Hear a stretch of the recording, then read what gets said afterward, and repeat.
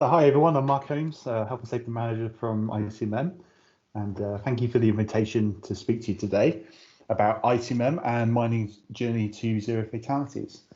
Next slide, please. Established at a time of crisis for the industry, ICMM is dedicated to strengthening environmental and social performance of the industry and serving as a catalyst for change. The ICMM is a leadership organisation led by the CEOs of our member companies.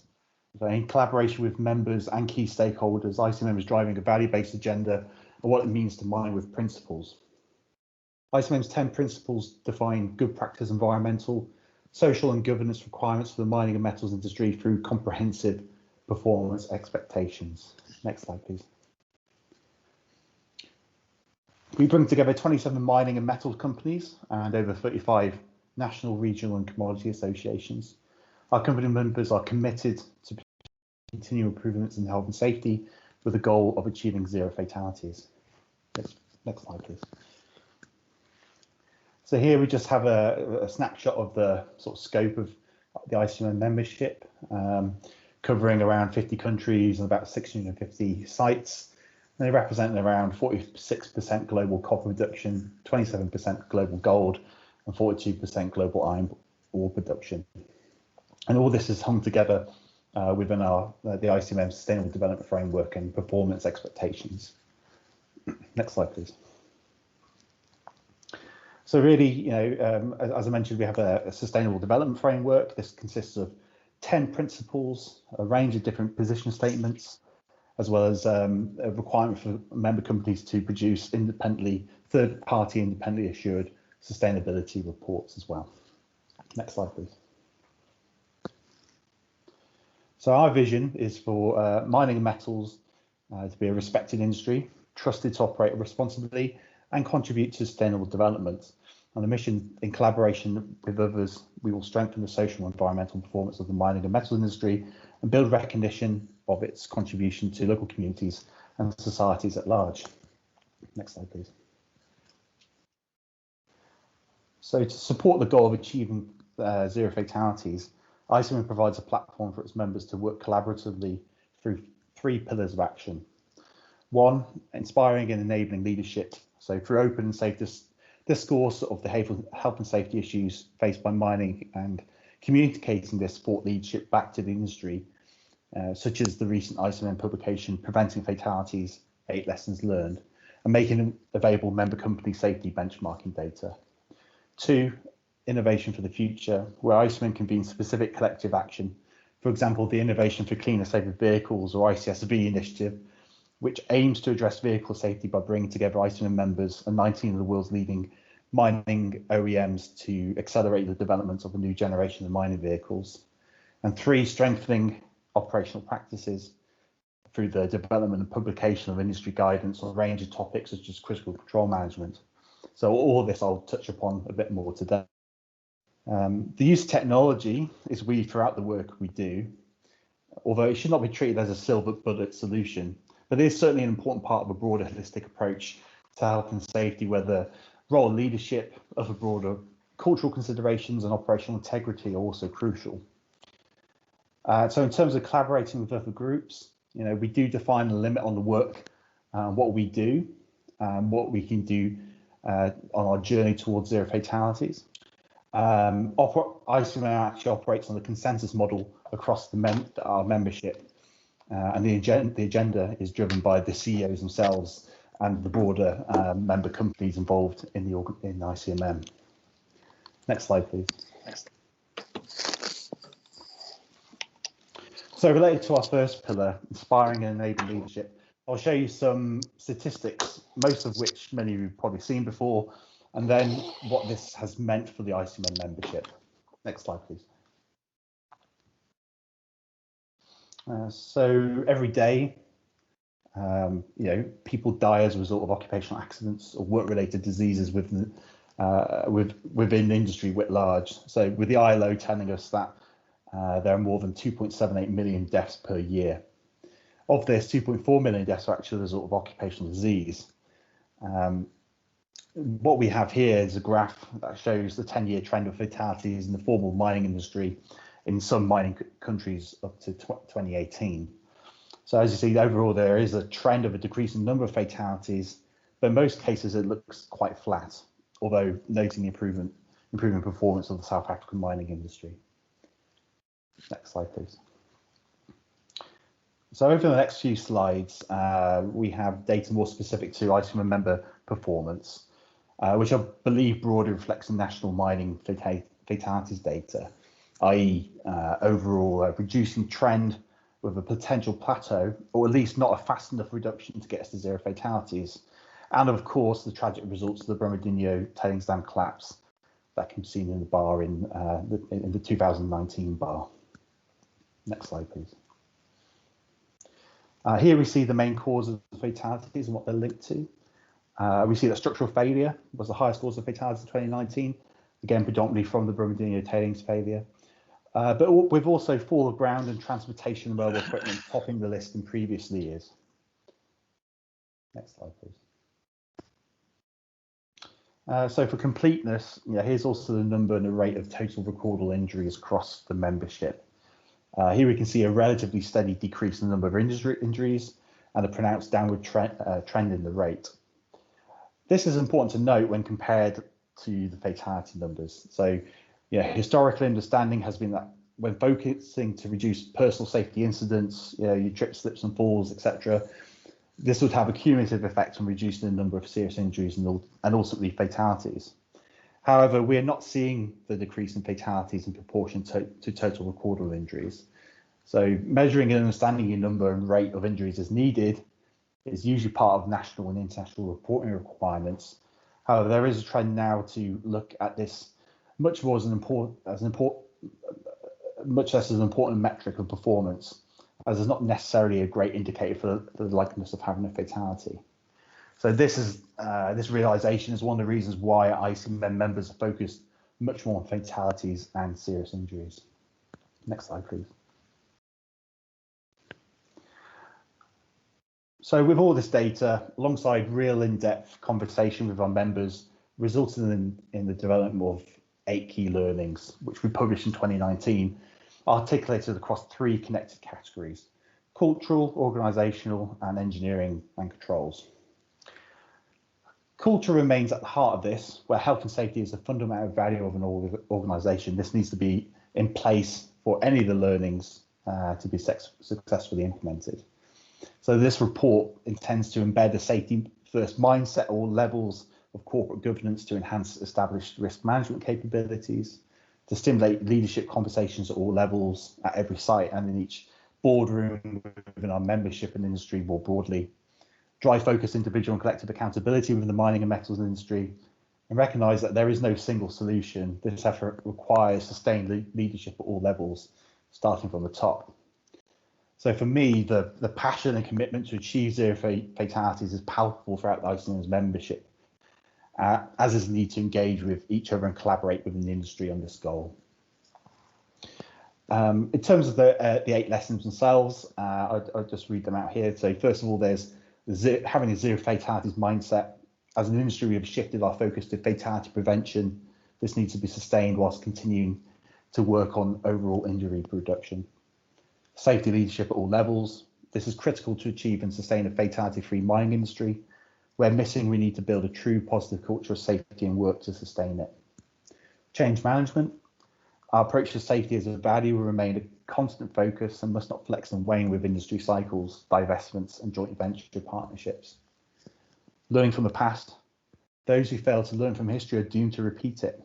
We must learn from these past fatalities and proactively apply critical controls to known fatal risks. Risk management capability. We have structured our fatality prevention around risk management. We must become better at building adequate capability to understand high quality risk assessments and address the variation tolerance to risk seen at operations across the world. Critical controls. We must continue to recognise fatal risks and the need to eliminate them or upgrade critical controls to be more reliable rather than relying on procedural behavioural controls. And I'll touch on this a little bit more in a bit. Fall of ground. Operating deep, high-stress mines requires continued effort to better protect individuals from rock bursts and falls of ground. And prevention is better than a cure. the burden of occupational disease in mining results in far more fatalities than we have recognised in the past, and we need different controls to prevent them compared to other fatal risks. Next slide, please. So as a collective group, we recognise that there is a lot still to be done. But if we focus our attention on what matters to make the next step change, then we could achieve our goal towards zero fatalities faster. We use our data and research to help focus our attention to address the most critical issues facing our industry. And this led to our Innovation for Cleaner, Safer Vehicles initiative, which is embedded within the second pillar of our 3-year strategy cycle in the innovating for the future. Our fatality data was telling us that vehicle interactions were an ongoing and probably the highest cause of fatalities. There was some research published by Dr. Tim Driscoll out of Australia on the health impacts of diesel particulate matter underground, which led to our CEOs agreeing that this would be best solved through collaborating with OEMs and third-party technology providers to accelerate development of the next generation machines to address these issues. But that if we were to collaborate in this manner along the supply chain, we need to take full advantage of the opportunity, which is why the programme also focuses on accelerating development of zero emission vehicles on surface. So one company alone is not able to make this happen. The initiative brings together our members with some of the best known truck and mining equipment suppliers to collaborate in a non-competitive space in the pursuit of accelerating innovative development of a new generation of cleaner and safer mining vehicles. So what makes ICSV so innovative is that it provides a safe space for OEMs and ICMMs to work openly to help develop solutions and overcome silos within industry and companies, while still operating under anti-competition and antitrust rules. So this unique model of collaboration along the supply chain is a significant milestone, as mining equipment suppliers have already signalled investment challenges in the next steps of technology innovation. And so there is a need to demonstrate to the equipment suppliers that we all want to go in the same direction to help them properly invest their R&D efforts. It is the first ICMM initiative actually to actively involve OEMs in scoping and managing and delivering the work, and this is essential, of course, to the success of the programme. The initiative itself has CEO level support within all participant mining companies and equipment manufacturers, and we're aiming for it to benefit the entire mining sector, not just ICMM members. I should also note that this initiative is open to any and all of the equipment manufacturers who would like to join. Next slide, please. So ICSV has 3 main ambition statements related to 3 areas of work. And more specifically to safety, we have vehicle interaction here, which is the initiative aims to promote collision avoidance technology capable of eliminating fatalities from vehicle interactions and be available to mining companies by 2025. So as I say, what we do have in the ICSV work is that we do have CEO level support within all participant mining companies. We do want it to benefit the entire industry. The initiative itself has built a strong sense of credibility both within the ICMM membership and externally. And really positioning the initiative as a genuine instrument of change. And ICSV is one of the most effective and productive responses to challenges such as this that ICMM has produced within the industry, and aims to save millions of dollars and invaluable time and effort that may have been lost without coordination and strategic action. So we hope that the programme will motivate others to ultimately result in a wider industry shift towards cleaner, safer vehicles and equipment. Next slide, please. It is important to provide some context on the innovation and collaboration approach that we've taken, as we believe we would not be able to achieve the ambition set if we're not clear on the way of working together. So we want to see innovation through collaboration to address the challenges of greenhouse gas emissions, health and safety through a process that is practical, actionable and scalable. Next slide, please. The innovation approach recognises that the mining industry needs to speak with a shared voice. The ICSV enables this critical mass of industry to speak with an aligned voice on aligned objectives with OEMs and third-party technology providers. The coordinated market pool from ICMM members is helping technology convergence in a manner that minimises capex, R&D, and reduces the overall change management required by the industry, enabling a faster route to achieving the three ambitions. With this said, there is also a need for industry consensus around functional specifications versus technical specifications in order to plan technology roadmaps and future development. Silos preventing collaboration have been identified within companies across sectors and between sectors, and collaboration is the best approach to unlock the challenges the industry faces through pooling resources and expertise to reduce risk and costs and accelerate progress. However, it is recognised that we do not want to stifle innovation through poor collaboration. So ICSV does not actually work on specific technology solutions, as it is recognised that there will be more than one solution, and ICMM's role is more to encourage innovation. Next slide, please. The last pillar of ICMM strategy and the last part of my presentation today is to recognise the importance of strengthening leadership, understanding of the and operational discipline for systems and processes. In fact, the 8 lessons have framed our focus for health and safety work during our most recent strategy cycle. Next slide, please. A great example of this is the development of the critical control management approach. So this consists of a 9-step process that reflects our focus on zero fatalities mentioned earlier, focus on what matters to make a step change in safety performance. This framework was developed in 2015, is commonplace across ICMM members, and remains actually a really popular download from our website. And the principles remain very relevant and continue to shape our thinking today. So although this document is framed around safety, it can of course be applied to any of the material unwanted events.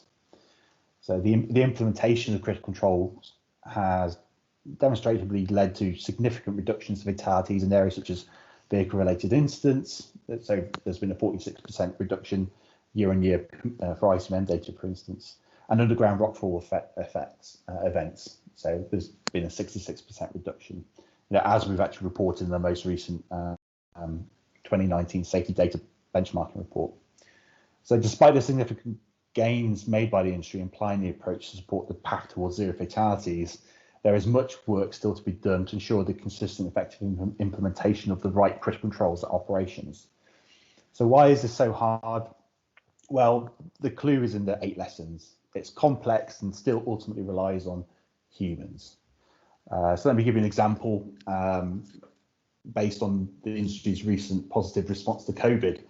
So in many of the companies I've spoken to where these critical controls have been implemented well, workers have quickly reached conformance levels of up to about 97.5%.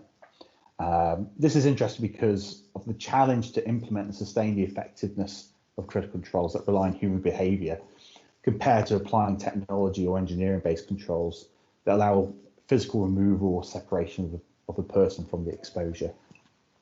Next slide, please.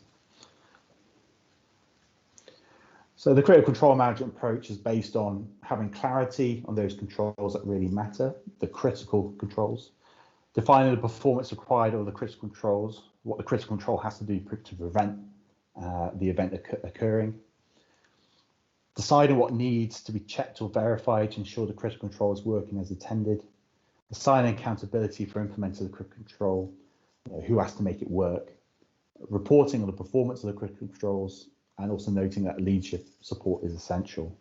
Therefore, critical control management provides a tangible example of how effective outcomes can be delivered through a combination of technology, leadership, and culture, which also reinforces the thinking around the 8 lessons document mentioned earlier. The implementation of critical control management continues to be improved across the industry, and although we have come a long way, there is much more work to be done to embed this way of thinking at all levels of an organisation. Next slide, please. So just in closing, I guess a few key points really. So in order to get a step change in safety performance, I think we must consider a range of things. If this was easy, then we would have achieved zero fatalities a long time ago. So first up is to set the tone at the top. Fatalities in our industry are still a painful reality. Setting the tone for a just and progressive health and safety culture is vital, so we must not underestimate this. Note the data. It seems to be going in the right direction, but we can't relax. We need to be consistently vigilant. I also reference, some really useful sort of bits and pieces around here at the moment, such as the Queensland Brady report that has some sort of information there, and they've actually produced some really useful podcasts that you can go and download and listen to a few interviews, which I'd really recommend. I also like to think about this as leaders having a mindset where I am always uncomfortable. This needs to ring true for a leader's interpretation of data, why we need to move forward to a better industry-wide balance of metrics. That clearly recognises, almost the tyranny of TRIFR, of total recordable industry frequency rates, and why I mentioned earlier we need to sort of move more to focusing on fatalities and serious injuries. We need to raise health as a prominent issue. So COVID has magnified the challenge and the opportunity, and has also validated the application of the critical control framework to both health and safety issues. We must also continue to drive exposure to key substances such as diesel particulate matter, silica, coal dust to as low as reasonably practical, no matter what the occupational exposure limit is. We need to be prepared to see radical changes in our current mining processes in some contexts. For example, a large proportion of fatalities from South Africa are full of ground incidents. We may need to stop labour-intensive movements of deep underground mining and move people out of the line of fire. We've got to continue to support critical control management as a positive game changer for health and safety in the industry. However, it's not a silver bullet. Same with technology solutions. We need a balanced, holistic approach is needed. We need to take advantage of learning from our mistakes internally and with others. We need more targeted benchmarking, share results of company piloting and of technologies, etc., and encourage more rapid uptake of solutions. We've got to note the debate around zero harm versus zero fatalities and some of the issues that brings up. And we need to get our management of change processes right and be faithful to them all times, especially during times of downturn or divestment. Last slide, please. Well, that's it. Thank you very much for your time. I'm more than happy to answer any questions you have or to contact us at ICMM, and happy to continue on the conversation. Thank you.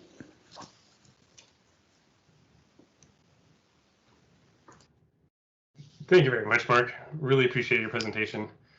We're waiting for some questions in the chat window. So if anyone has anything that they would like to ask, please do so there. I think in our session, I asked you a couple questions, and I don't want to step on them too much because you answered them pretty nicely already, related to critical controls and especially I think the point that you bring up is it's not purely about injuries because those don't always connect directly with fatalities, and being able to separate those two things are an important way of really bringing the industry forward with overall safety in most important areas. The one thing that I would ask you specifically is in the mining cycle, is there anything that you would point to as an area where critical controls are especially important and where there's a lot of improvement and opportunity possible? Thanks, Marcus. So I guess there's a range of things here. In terms of, we'll talk about the mining cycle, aspects of safety by design and aspects like that need to be brought into your sort of building and design phase of mines, etc., etc. But then, during overall production, I guess that's where in terms of where, the construction of the mine and also, production they're the big areas where you have a lot of people on site, and where you need to be preventing fatalities. So you want to be having your, making sure you have your comprehensive set of understanding on the risk management landscape, and then also, as I say, as part of the critical control management process, is to identify what are your critical controls. And there might only be a few key controls depending on the risk you want to mitigate, but really making sure you have those locked down and understanding what they are, and and sort of going from there. I think on the safety side of things, it's the debate between the more technical versus the the human-based controls, or I guess in quite a lot of safety environments, you're having to rely on the person to actually implement the control itself.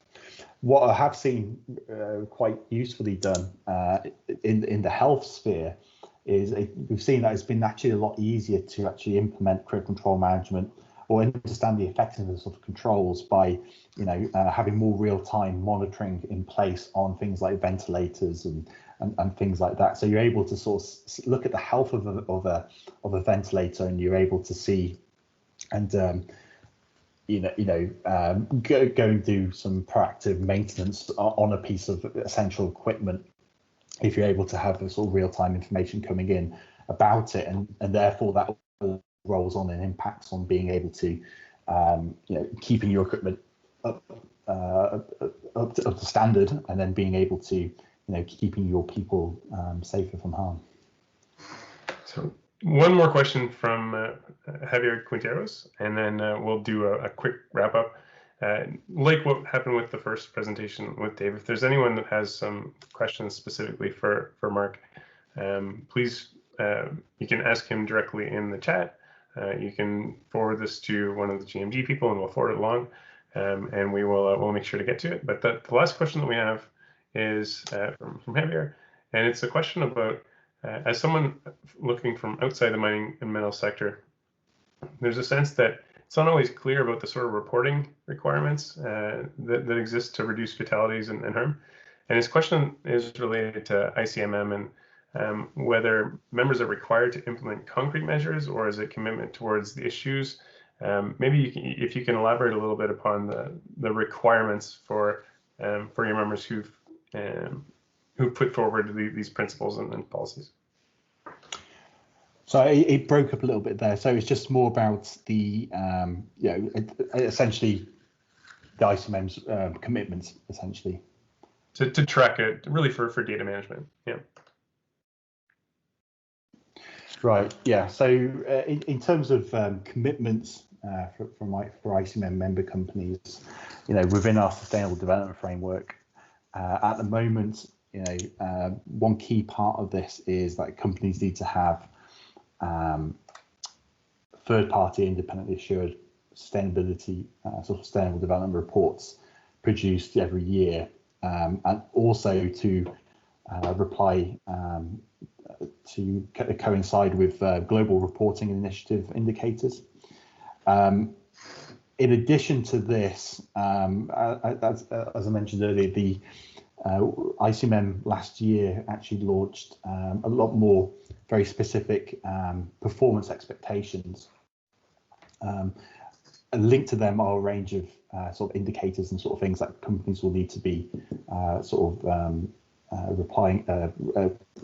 making available or reporting against. And I'm able to send a bit more information about that to you if need be after the call as well. And of course, when we talk about the health and safety data, we do actually have our separate benchmarking process every year, and we have our we actually produce a public report every year, going back for data from 2012. That sort of notes all the fatalities and injuries, etc., within the mining company. So in terms of us being, I guess what we're trying to do here is really try to be as sort of open and transparent as we can, in a way that sort of makes sense and is sort of easy to digest, I suppose. Thanks very much, Mark. And I'm sure a lot of people have other meetings that they're expecting to get to right away. So we'll just do a quick wrap up. But thank you again for your presentation, and we really appreciate the question from Javier as well.